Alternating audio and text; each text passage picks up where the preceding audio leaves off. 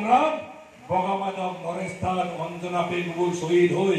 হাজার হাজার টিএমপি এমএমকে নিমাকেবাং কর্মীয়ে যুদ্ধ করি জেল গই পঙ্গু হই সৌদি আরবকে ভুরৈ ভুরৈ গোপে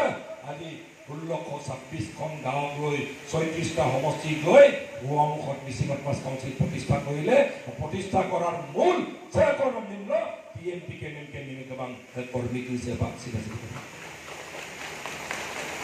ছিল দুবো টিএমপি এমএমকে নিমাকেবাংে সাত তখন মাপারান কামাবো বলকে বাতাক কম সাত তখন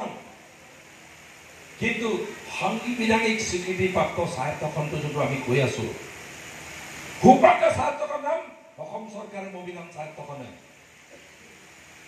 হুপাকে সাহিত্যখনৰ আইনটো অসম সৰকাৰেৰ দ্বাৰা সৃষ্টিৰ সাহিত্যখনি পৰিষদ কাৰ্বি এম্প ডিমাচা এম্প মণিপুৰেৰ ট্ৰাইবেলৰ নিচিনা খাসিয়া গাৰো জয়ন্তীয়াৰ নিচিনা বড়োৰ নিচিনা শিডিউল নহয় সংবিধানৰ সেন্ট্ৰাল গভৰ্নমেন্টৰ পাৰ্লামেন্টত আইনত সৃষ্টি কৰা সাহিত্যখন নহয় তাৰ কাৰণে কি হৈছে